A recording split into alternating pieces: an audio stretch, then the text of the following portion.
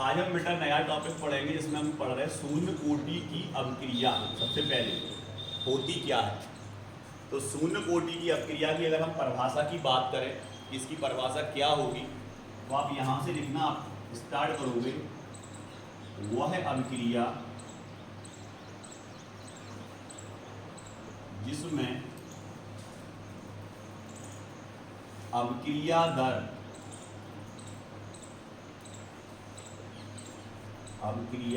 दर क्रिया कारक की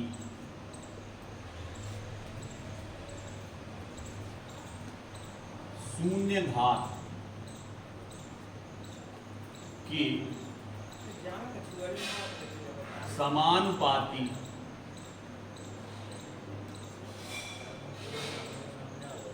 होती है।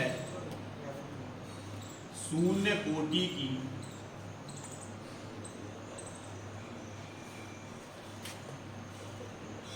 अभिक्रिया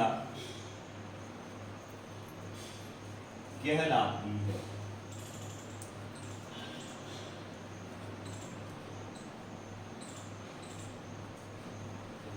अब अगर यहां शून्य की जगह प्रथम कोटि या द्वितीय कोटि होता तो परिभाषा हमारी यही चलती। बस यहां पर शून्य जहां दो बार लिखा है वहां पर प्रथम या द्वितीय आ जाता, तो ये दोनों के लिए अभिक्रिया कोटि अभिक्रिया के लिए परिभाषा यही होती। अगर एक प्रथम कोटि की होती तो आप भाषा यही लिखते। बस यहाँ क्रिया कारक की प्रथम घात के समानुपाती होती है तो प्रथम कोटि की अभिक्रिया कहलाती है, और द्वितीय घात की अगर समानुपाती होती है तो द्वितीय कोटि की अभिक्रिया कहलाती है। तो एक परिभाषा से आपको तीन परिभाषाएं याद हो गई। क्लियर। अब हम बात करते हैं कि सर किसी भी अभिक्रिया की जो दर होती है, किसी भी रासायनिक अभिक्रिया की क्या जो दर होती है वो इस पर निर्भर करती है कि आपका जो क्रिया कारक है वो समय के साथ कितनी तेजी से परिवर्तित हो रहा है, उस पर निर्भर करेगी अभिक्रिया की दर। अगर समय के साथ क्रिया कारक तीव्रता से परिवर्तित होता जा रहा है तो उस अभिक्रिया की दर ज्यादा होगी, और अगर समय के साथ क्रिया कारक की सांद्रता कम तेजी से बदल रही है तो उसकी अभिक्रिया की दर मंद होगी। कैसी होगी? मंद होगी। तो यहाँ पर अगर अपन बात करें, मान लें कि अपने पास कोई रिएक्टेंट है R, कोई भी रिएक्टेंट मतलब अभिकारक या क्रिया कारक R है जो किस में बदल रहा? P में। तो इसके लिए अभिक्रिया दर क्या होगा? तो आप कह दोगे वहां पे A लिखा होगा, वहां A लिखा होगा तुम लोग कॉपी में, यहाँ A भी कर सकते हो। अभी तुम इस डेरिवेशन को अच्छे से समझो पहले, ठीक है। R और P है, बोर्ड पर ध्यान देना बेटा। R, अब अभिक्रिया की क्या निकाल रहे हैं आप? दर। तो अभिक्रिया की दर क्या होगी, किसके बराबर होगी? सर R की सांद्रता समय के साथ बदलती जाएगी, और D यहाँ परिवर्तन के लिए तात्कालिक अभिक्रिया के लिए उपयोग करते हैं, मैं पता है, और वैसी सामान्य अभिक्रिया के लिए डेल का उपयोग करते हैं, और तीव्र अभिक्रिया के लिए D का उपयोग किया जाता है।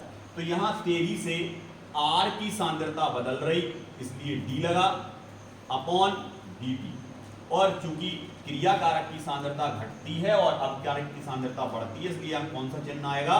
माइनस का चिन्ह आएगा। तो दर बराबर हो जाएगा माइनस d R की सांद्रता परिवर्तित सांद्रता बटे dt। अब इसी तरह चूंकि शून्य कोटि की अभिक्रिया है तो इसका जो दर का मान है, अभिक्रिया दर का मान है, वो किसके समानुपाती होगा? तो समानुपाती हमने हटाया तो K आ गया। वो डिपेंड किस पे करेगा? तो वो करेगा सर R की सांद्रता पे। चूंकि शून्य घात के बराबर है तो यहां पर आप शून्य लगा सकते हो, या इसको नीचे भी लगा सकते हो आप, नॉट। आ गया समझ में कि ये R नॉट आ गया समझ में। अगर ये प्रथम घात के समानुपाती होता तो ये नहीं आएगा, अगर ये द्वितीय घात के समानुपाती होगा तो 2 पावर में चढ़ जाएगा। क्लियर। तो यहां पर अगर अपन बात करें, अपने पास दो समीकरण निकल के आए, एक अभिक्रिया दर कैसे ज्ञात करते हैं, और शून्य घात की चूंकि समानुपाती है तो अभिक्रिया दर इसकी सांद्रता शून्य घात की सांद्रता पर निर्भर करेगी क्रिया कारक की। अब चूंकि दोनों समीकरण देखो दर बराबर है तो इसका मान अपन यहाँ रख सकते हैं, बिल्कुल रख सकते हैं। तो इसका मान पहले इसको रख दो और दर बराबर में ये रख दो, तो सर ये हो जाएगा डेरिवेशन अपना माइनस बोर्ड पर अच्छे से समझना बेटा, यहाँ वहां दिमाग भटकाने की जरूरत नहीं है। Minus D R upon D T बराबर के आर नॉट। बिल्कुल सर, दोनों समीकरणों को अपन ने मिला दिया, एक समीकरण बना दिया उससे। अब यहां पर क्या होगा बेटा कि इस माइनस, अब यहां पर हम लिखना क्या है, यहां तक अपन पहुंच गए। अब यहां पर हमें पता है कि किसी की घात अगर शून्य होती है तो उसका मान इकाई होता है। तो हम यहां क्या लिख देंगे, क्योंकि R की सांद्रता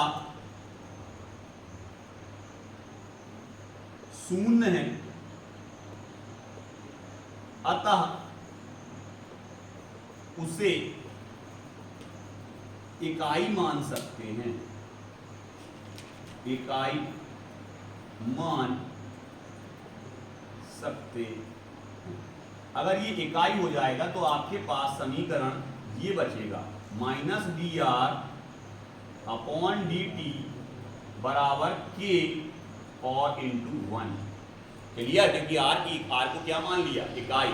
अगर के का गुणा करेंगे एक में तो अकेला के लिख सकते हैं, बिल्कुल लिख सकते हैं, अकेला के ही आएगा सर।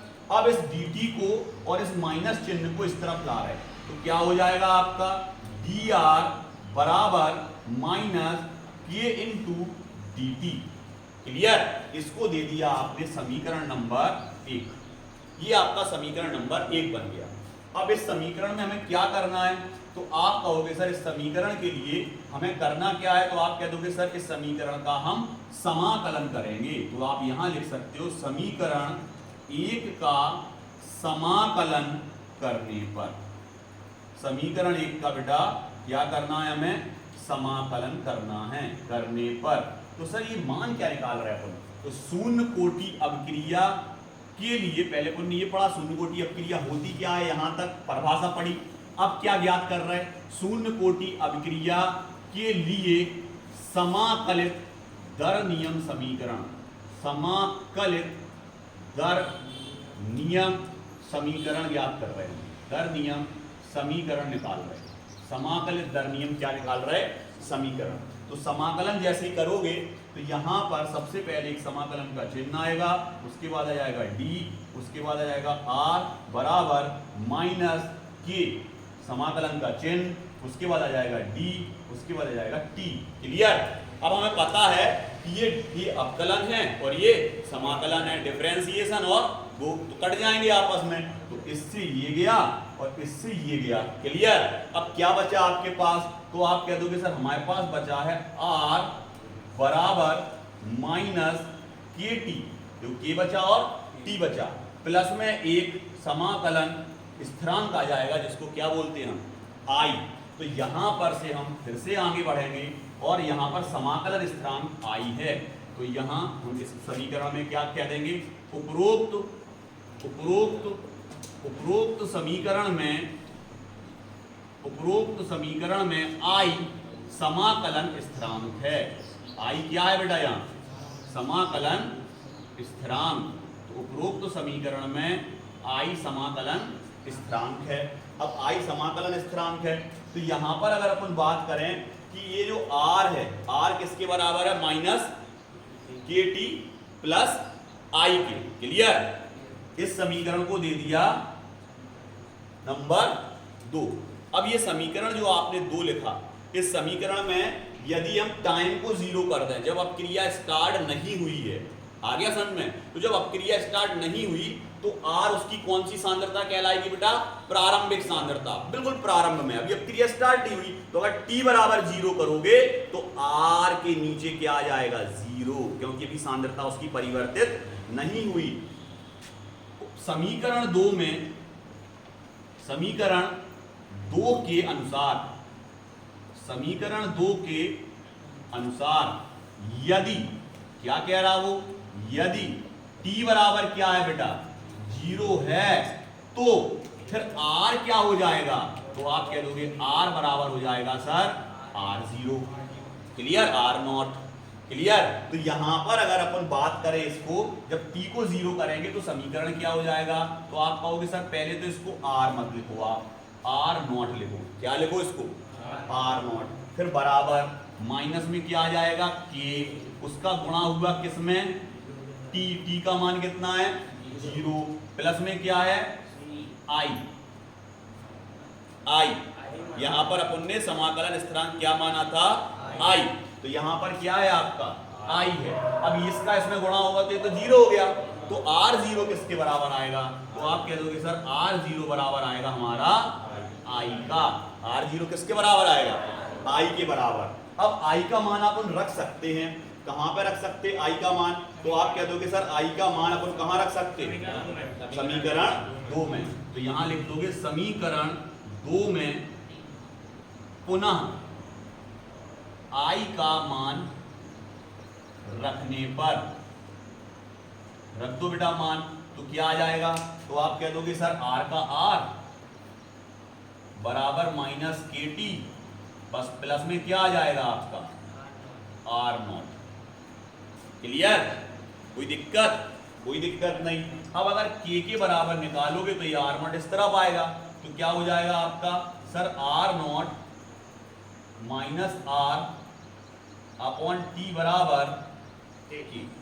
क्लियर, और ये समीकरण आपका सिद्ध हो गया। आपको क्या निकालना था सर, समाकलित दर नियम समीकरण निकालना था, दर स्थिरांक के लिए निकालना था मान। तो दर स्थिरांक ये है जिसका मान किसी भी क्रिया कारक की प्रारंभिक सांद्रता और उसकी परिवर्तित सांद्रता किसके साथ बदल रही, समय के साथ, उस पर निर्भर करता है।